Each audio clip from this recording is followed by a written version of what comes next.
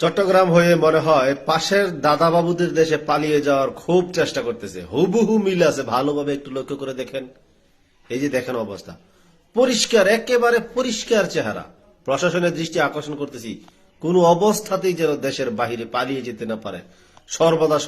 চট্টগ্রাম হয়ে মনে হয় পাশের দাদা বাবুদের দেশে পালিয়ে যাওয়ার খুব চেষ্টা করতেছে। হুবহু মিল আছে, ভালোভাবে একটু লক্ষ্য করে দেখেন। এই যে দেখেন অবস্থা, পরিষ্কার, একেবারে পরিষ্কার চেহারা। প্রশাসনের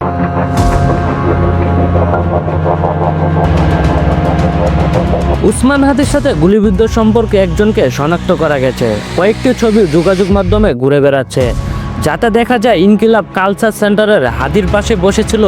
তবে তার পরিচয় স্পষ্টভাবে প্রকাশ করেনি আইন শৃঙ্খলা বাহিনী। যদিও আল জাজিরার অনুসন্ধানী সাংবাদিক জুলকার নাইন সাইদ তার ফেসবুক পোস্টে জানিয়েছেন, এই ব্যক্তির নাম ফয়সাল করিম মাসুদ, ছদ্মনাম দাউদ বিন ফয়সাল। তিনি সাবেক ছাত্রলীগ সহসভাপতি, ঢাকা মহানগর উত্তর এবং আদাবরের সাবেক ছাত্রলীগের সভাপতি।